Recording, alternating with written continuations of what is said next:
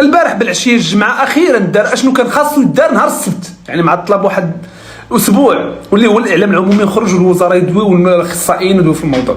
واحد الملاحظه لاحظتها انه كاين واحد الفرق كبير ما بين اسلوب الكلام ديال الناس المسؤولين واسلوب الكلام ديال هذه الجينيراسيون زاد، واللي هو اللاصق وباغي نلاصق، عطيني اللاصق اللب اللاصق. راه مكاينش بقى الدور تلوه.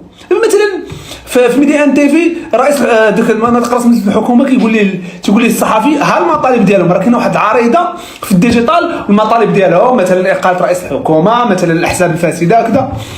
الاخر كيفاش جاوبوا؟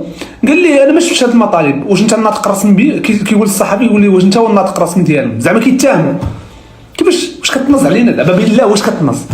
واش ما شفتيش ان العريضه كاينه في ديسكورد وكذا؟ شنو بغيتهم يديروا جمعيه ويديروا القنوات الرسميه وكذا؟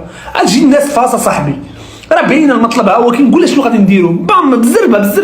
اكيد هذه هناك قانون داخل الدوله، ولكن هذا ما يعبرون عنه ولا يريدون فتح الحوار مع الحكومه الحاليه. دابا اليوم كنسجل بانه انت الناطق الرسمي باسمهم، ياك؟ قلت لي يقولون لا واش عرفتي هادشي هذا؟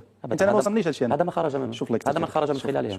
انا ما اعرفه. انا لا انتمي لجلزة لكي اكون ناطقا، انا امارس دوي كصحفي هنا في هذا البرنامج. قلت لي شنو قال؟ انا تبعنا هادشي ما سمعتوش. انتم قلتم تريدون الانصات والاسماع، انا هادشي بانكم لم تكونوا موفقين في ذلك، لم تستبقوا الازمه كفاعل سياسي. كيفاش داروا البارح؟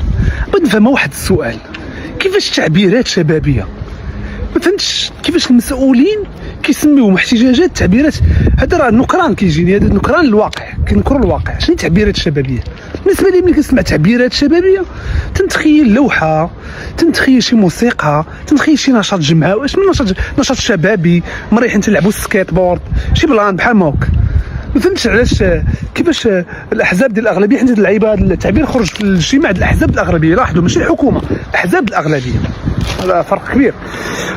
شي واحد فكر مزيان وقدر وفكر، قال التظاهرات عندها حمل قانوني كذا، خاص شي داعيه للتظاهر وقيله، واش احتجاجات لا كنعطيوها واحد الحمل كبر، غادي نعطيوها وزن كبر، اجي نسميوها تعبيرات شبابيه.